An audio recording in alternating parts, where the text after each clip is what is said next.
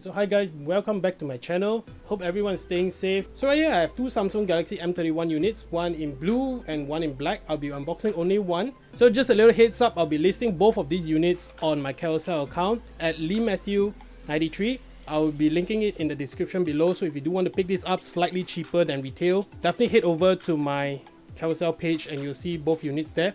So just a disclaimer, this video is not sponsored by Samsung in any way. I actually purchased this with my own money. The reason I actually purchased the M31 is because I think it has the best balance between performance and also value for money. Yes, I know the M31 is more of a lower mid-tier phone from Samsung, but however, it does take over some characteristics of the Galaxy A71 as well, especially in the camera department. I'll get right into that in the unboxing. Alright, so let me pick one of these boxes to unbox.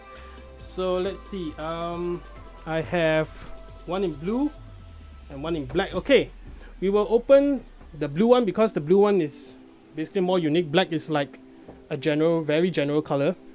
Alright, so let's take a look at the box. You can see Samsung logo on the top. You can see M31 right here. And on the bottom, you can see that is in a 128 GB configuration with 6 gigs of RAM. You can see the model number right there. So this is official Samsung Malaysia warranty. On the left hand side, you can see Samsung Galaxy M31. On the right, basically, you can get your warranty registered online. So you can see this is actually a sealed box, but this will be sold as an open box because I'll be definitely cutting open the seal because of this video. Right, so let me grab my unboxing knife and I'll be right back. So let me cut the seal. There's one seal at the bottom and one on top.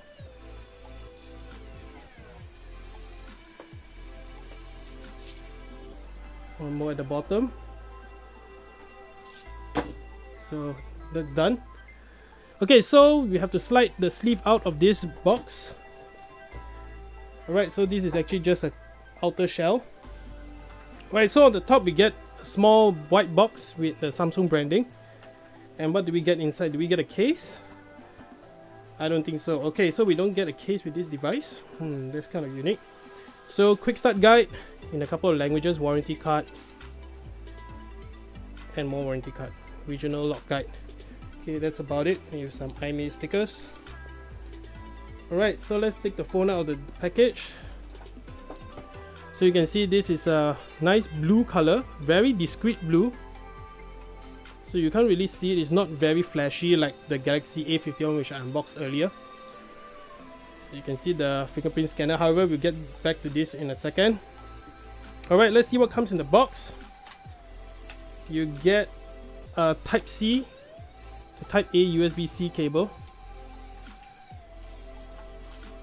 You get a headphone.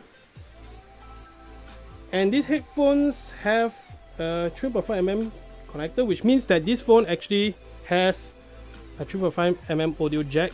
Let me get in focus. You can see there, right there. Very nice. I mean, only mid-range phones these days have 3.5mm jacks. Okay, what else do we have? You can see that we have an adaptive fast charging brick. Let's see, let me get it in the light. See, adaptive fast charging with a retractable pin. What else do we get? We get a SIM ejector tool right here. I'm not going to take that out. We don't have a case, so sadly we don't have a case. You're on your own if you want to get a case for this device. So you can see Samsung Galaxy M31 Infinity U display. So this is not a punch out, but it's a small little cutout, a notch display. Quad camera, 6000 mAh battery. This is one of the biggest batteries I've ever tested on a device. Okay, so let me slide this out of the package. Let me see what I can do without tearing the plastic. Right, so it looks like I have to tear the plastic, which is not something I actually wanted to do.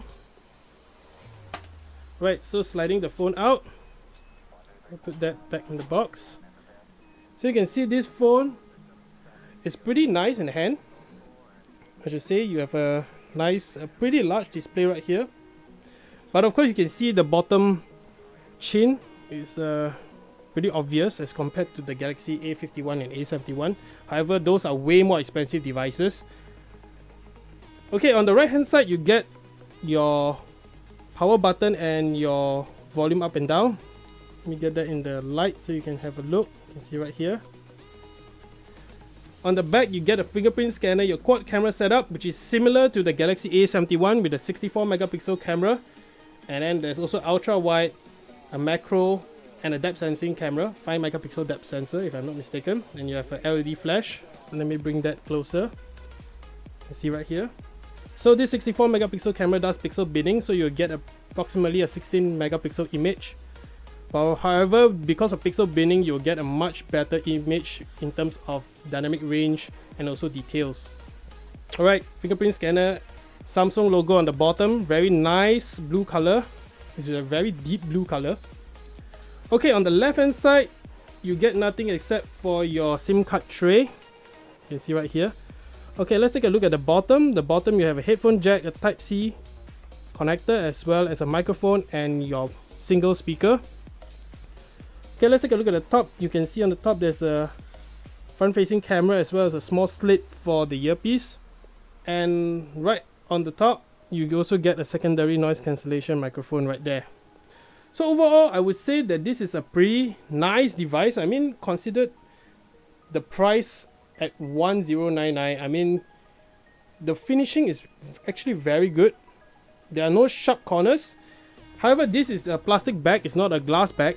You can see it's a plastic bag, and I'm not sure whether this model I have here has NFC. If it does have NFC, most likely you will have Samsung Pay along with it, so I do hope that it has.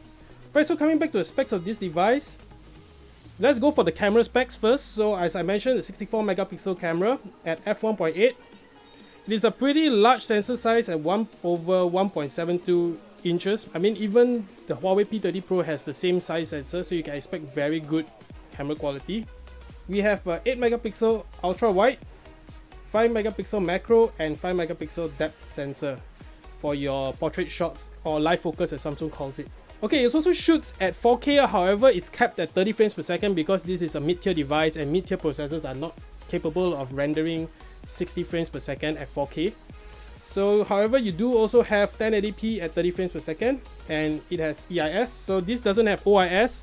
Okay, on the front, you have a 32 megapixel f2.0 camera with HDR as well, and surprisingly it has 4K recording at 30 frames per second. I'm actually very impressed because you don't really see that in mid-tier phones. I mean, 4K is usually reserved for the higher end devices like the Galaxy S series or the Note series.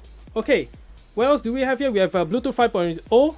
I mean, not 5.1 but 5.0, which is actually considered very good for this price range. Okay, so in terms of the processor, it is running on the Exynos 9611 at 10 nanometer.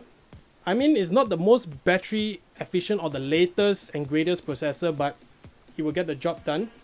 In fact, if I'm not mistaken, it's the same processor as the A51 or the A71. I think it's the A51 if I'm not mistaken. And considering the price, this is way cheaper and it has the best of the A71 and the A51. We are running Android 10 with a One UI 2.0, which is similar to the Galaxy S series, the S20 series, which is the latest from Samsung. So the screen in front is a 6.4 inch display, Amoled display of course because it's coming from Samsung. It is a 1080p resolution and has a 403 ppi density, and is rocking Corning Gorilla Glass 3 in front, which is not bad, and I think the polycarbonate back will do better in drops as well.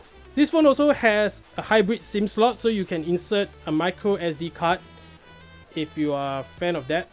You know, if you do have a previous phone with a micro SD card, you can actually transfer all your data through the micro SD card slot. And this version is the highest configuration at 128 GB and 6 GB of RAM. However, they do have another version at 64 GB, but both of my units right here are 128 GB storage variants. So actually this phone was launched on February 25th, which is considered a very new device. You don't really see many sellers selling the M31, to be honest. And actually I bought this from the Samsung store themselves at a full retail price. Okay, so that wraps up our unboxing for the Galaxy M31. However, I won't be powering this device on because I don't want to activate the warranty. So if you do want to get this device and also the black variant sealed, you can check out my Carousel store. I'll leave a link in the description below. If for international buyers, I will also include a link where you can buy it from the official site. So that's all for this unboxing. I hope you guys liked it. Stay safe guys, and I'll see you guys in the next video.